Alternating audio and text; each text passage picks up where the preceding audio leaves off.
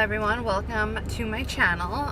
Today I wanted to talk a little bit about body dysmorphia and just break it down a little bit to talk more about what it is in more simplistic terms. And you may or may not have heard of it because it relatively is a newer diagnosis, and I think that it's becoming more known nowadays, but still there's a lot of people who have yet to hear about it, and the people who have still don't necessarily know exactly what it is. So that's really what I wanted to talk about. Body dysmorphia, by definition, is a preoccupation with a perceived or even imagined defect within one's own body.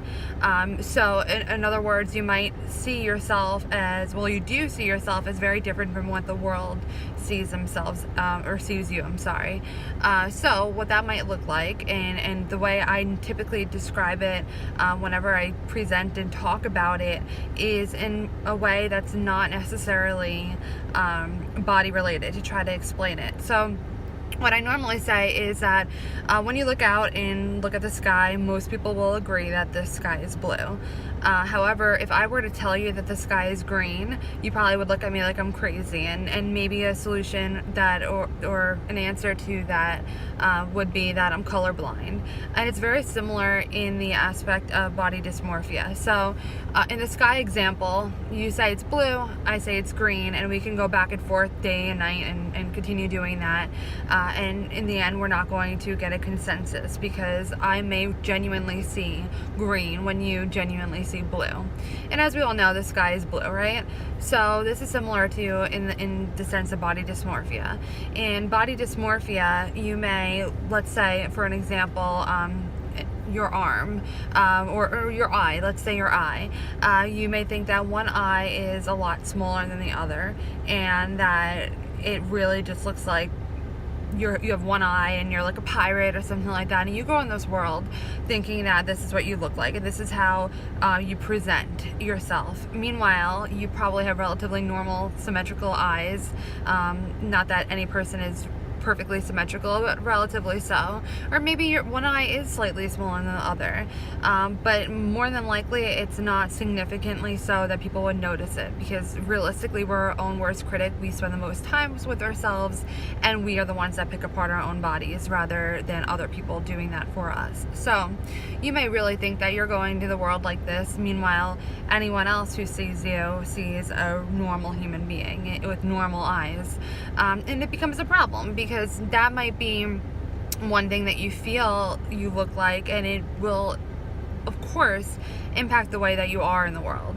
It can hurt your self-confidence and this and that, but really it becomes very frustrating for anyone involved, for the person who's suffering, but also family and loved ones of the person suffering, because it's very frustrating when, again, going back to the sky example, you guys are arguing, oh, one saying it's blue, one saying it's green. It's the same thing. You're saying, no, like, you look normal, you look perfect, you look good, everything, all of that, but the person who's struggling is really not seeing that.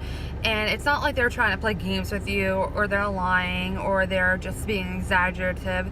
This is genuinely what they see. It's a false thing, of course, but it's still something that is impacting them. And really, it doesn't matter if it's something that is totally not true, because in the end, it's their truth and what they perceive to be the truth. So that's why it's not so simple to treat. It is treatable, absolutely, but it's difficult, because it's really about telling someone that what you see is not true, and working through that. In another example, let's say you may know or be familiar with schizophrenia, that you may hear voices and that's a hallucination. But for a person who's suffering from schizophrenia, their voices that they hear are just as real as the real voices coming from you and me and other people in the world. And the work of therapy, it is trying to help them decipher, okay, this is not a real voice. This is something that you can ignore. It's something that, yes, I know you hear it, but that's something that's not true. And this is true. so that it's very difficult because it's so real to the person suffering, whether that's schizophrenia or body image or body dysmorphia. So it's just something that's real, and it's something that we need to address in a different way. Really, it's work of therapy to discuss and work on. But if you're struggling, just know that you're not alone. Know that it can be very frustrating, and understand why people may be getting frustrated with you, but help to educate them on what you may be experiencing. But be open about what they're telling you about. Be open to the concept of perhaps you might need therapy if you want to feel better and understand what you truly look like. And for people who are loved ones of those struggling, I hope that you can be patient, try to educate yourself on body dysmorphia, and be understanding and just a listening ear to them, and help them to get to the point of entering therapy if they're not already in it, to talk about that perception of themselves.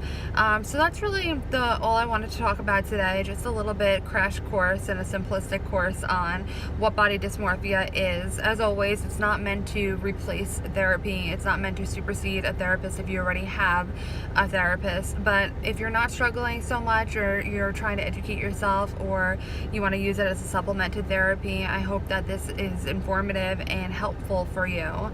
I hope that if you like this video, that you'll be inclined to like and subscribe to it, because it'll help to spread the word, and I'm really hoping to get the word to as many people as possible to really talk about the real issues.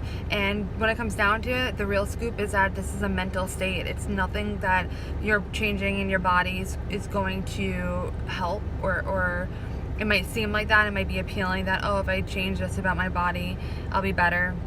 But it's really just a mental state. So I hope that you like and subscribe, and I want to hear what your thoughts on body dysmorphia are, if you've ever experienced it, maybe yourself or other people around you, and what it was like for you. If you're willing to share that, no pressure. But I wish you openness to what other people may have to say, and openness to the idea that perhaps what you're saying is a morphed perception of yourself and not reality. And be open to perhaps receiving therapy. And I hope that you have a wonderful rest of your day, and come back tomorrow for another video. Thank you.